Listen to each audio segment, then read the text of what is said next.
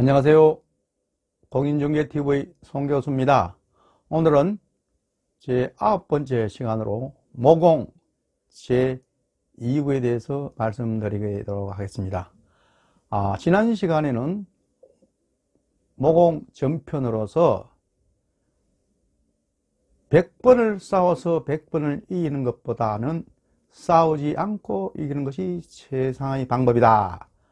그리고 모공의 능숙한 장수는 용병술에도 뛰어나다 라는 데 대해서 말씀을 드렸습니다. 이번 시간에는 통치자가 군을 위태롭게 하는 경우가 어떤 경우가 있는지, 그리고 전쟁을 하기 전에 미리 승리를 알 수 있는 이러한 조건들이 있는데, 이러한 경우가 어떤 경우인지에 대해서 알아보고자 합니다. 먼저 통치자가 군을 위태롭게 하는 경우가 있는데, 여기에서는 이런 이야기가 나옵니다. 첫째, 군대가 진격을 해야 되는지 말아야 되는지, 또는 후퇴를 해야 되는지 말아야 되는지를 알지 못하면서 진격을 하라 마라, 후퇴를 하라 마라 라고 명령을 하는 등 군을 속박하는 그러한 경우에 해당이 됩니다. 즉, 현장의 사정도 모르면서 통치자가 후방에 앉아서 이렇게 밤나라 대추나라 이렇게 하는 것은 전쟁에서 전혀 도움이 되지 않고 혼란만 초래할 뿐이다, 그렇게 이야기를 하는 거죠. 그리고 두 번째로는 통치자가 전 군대의 내부 사정을 알지도 못하면서 군사 행정에 간섭하여 군 내부에 혼란을 일으키는 일입니다. 통치자는 여러 가지 통수권을 가졌기 때문에 의사결정의 범위가 넓습니다. 그러한 정책적 행위를 하는 것 외에 조그만 사소한 일에까지 통치자가 간섭을 하는 것은 결코 전혀 도움이 되지 않는다, 그런 이야기가 되겠죠. 세 번째로는 지휘 계통을 무시하고 군령에 간섭하여 내부의 불신감을 조성하는 행위인 겁니다. 예를 들어서 군대나 어떤 조직이든지 지휘 계통이 있습니다. 그 지휘 계통에 따라서 명령이 하달되고 전달이 되어야 되지, 그것을 예를 들어서 내가 어떤 친소 여부에 따라서 사단장에게 내릴 명령을 대대장에게 한다든지 또는 소대장에게 한다든지 이렇게 하면은 군 질서는 문란해지고 명령 계통은 넘어지는 거죠. 그래서 결국 그것은 군대 내부의 혼란을 빠뜨리고 서로 간의 불신감만 초래한 행위입니다. 그래서 이러한 것들은 우리가 통치자가 해서는 안 될 행위다, 그렇게 이야기를 하고 있습니다. 예를 들어서 나폴레옹의 경우를 한번 봅시다. 당시 나폴레옹은 이탈리아 원정을 했습니다. 그때 원정을 나갈 때에 프랑스 정부에서는 나폴레옹이 너무 권력이 집중화될까 두려워서 나폴레옹과 같이 다른 장군 한 명을 같이 지휘권을 주면서 전쟁에 임하도록 했습니다. 그러나 나폴레옹은 이를 거절을 했죠. 왜냐하면 이런 말을 했습니다. 현명한 장수 두 사람이 지휘하는 것보다는 어리석은 장수 한 명이 지휘하는 것이 훨씬 낫다라고 이야기를 하면서 이를 거부했던 거죠. 그만큼 지휘 계통에서는 명령의 일원화가 중요하다는 거죠. 더군다나 전쟁에 있어서는 우리가 일촉즉발의 위기 상황에서 내분이 일어나든지 명령이 달리 전달되든지 이렇게 되는 것은 상당히 금시되고 있는 그런 실정입니다. 예를 들어서 우리가 조선시대에 있어서도 마찬가지입니다. 임진왜란이 일어나기 전에 우리 조정에서는 일본에 소위 조선통신사라는 사절단을 파견을 했습니다. 거기에 정사로서는 황윤결과 부사로서 김성일이 파견이 되었는데 가서 일본의 정황을 한번 알아보고 오라고 했던 것입니다. 그런데 돌아와서 이 두 사람의 의견은 달랐지요. 한 사람은 일본은 전쟁 준비를 하지 않고 있다. 또 한 사람은 전쟁 준비를 하고 있다라고 보고를 했습니다. 결국 조정은 여러 가지 준비도 못하고 있다가 그 다음에 임진왜란을 맞이하게 된 겁니다. 이것만 보더라도 지휘계통에서 일어나가 얼마나 중요한지 우리가 다시 한번 생각해 볼 필요가 있더라. 그 다음 이제 우리가 전쟁을 하지 않고도 미리 승리를 판단할 수 있는 그런 조건이 있더라. 소위 지성유오라고 그렇게 이야기를 하고 있습니다. 첫 번째가 싸울 수 있는 경우와 싸워서는 안 될 경우를 아는 자는 반드시 승리한다고 그랬습니다. 그렇습니다. 전쟁을 해야 되는지 안 해야 되는지를 아는 자는 승리한다. 즉 전쟁을 하기 위해서는 언제 하는 건가, 또 어디에서 하는 건가, 또 서로가 상황 조건이라든지 이런 건 어느 쪽이 더 유리한가 불리한가, 이런 것들을 따져봐야 되는 거죠. 그것을 따져봐서 미리 아는 자는 반드시 전쟁을 해도 승리하게 되어 있다라고 이야기합니다. 두 번째로 많은 병력과 적은 병력의 용병을 아는 자는 승리한다, 그렇게 이야기합니다. 그렇습니다. 우리가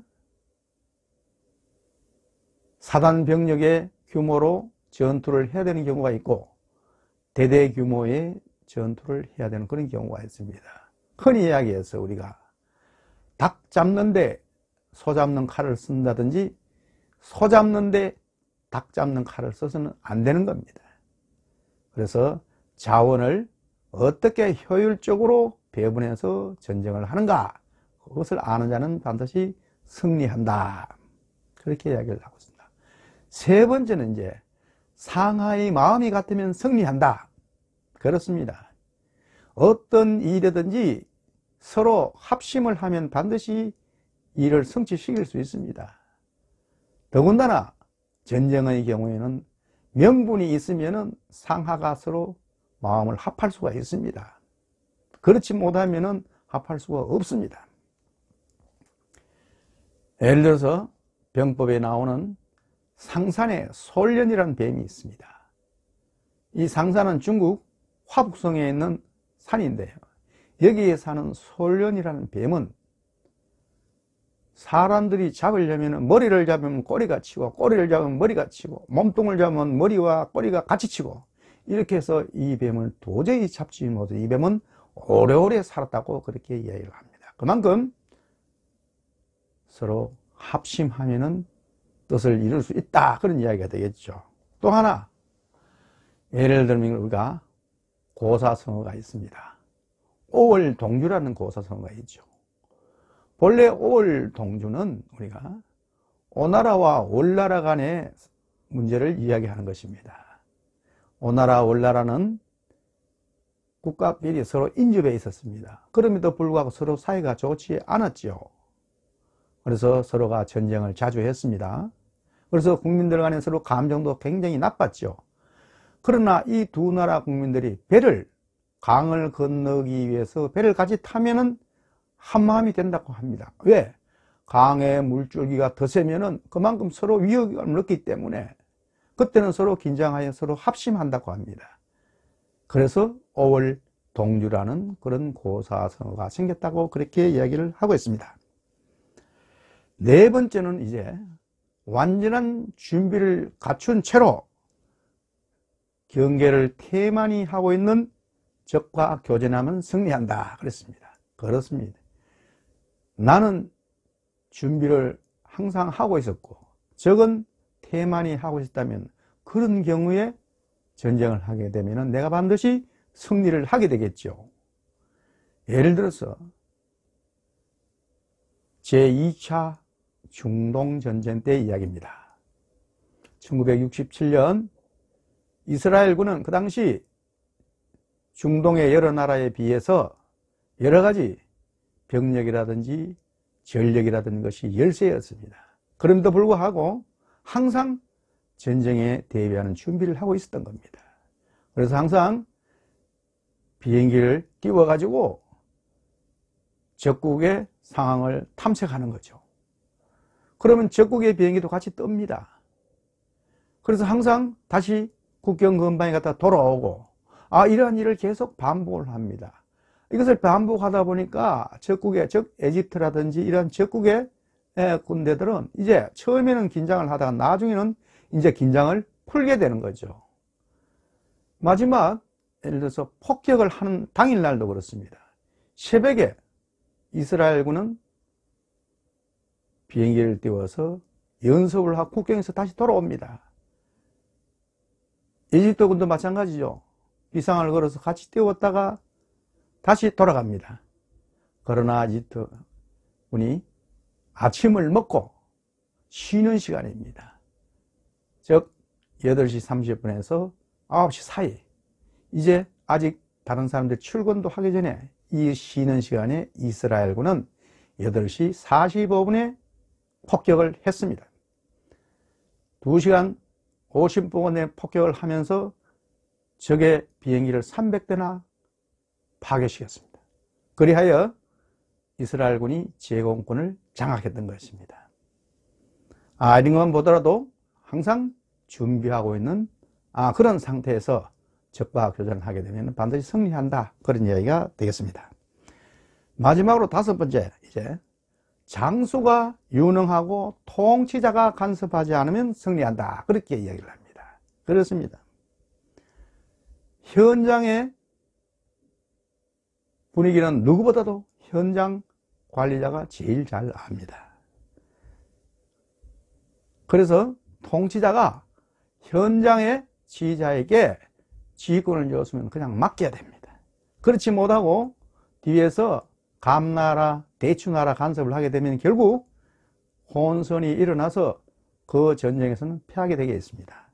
그 대표적인 예가 우리가 잘 알고 있는 세계 제2차 대전에 있어서 그 당시 1942년도만 하더라도 독일군이 승승장구하였습니다. 그리하여 1942년 11월경에는 모스크바 근방, 지금의 모스크바죠. 그 당시에 스탈린그라드였습니다. 스탈린그라드 근처에까지 갔습니다. 그러나 동절기가 되어서 독일군은 미처 여러 가지 장비라든지 의료라든지 이런 걸 준비하지 못했습니다. 본국으로부터 보급품을 받지도 못했습니다. 동장군에 시달려야 했습니다. 그때 소련군은 이 독일군들을 포위를 했습니다.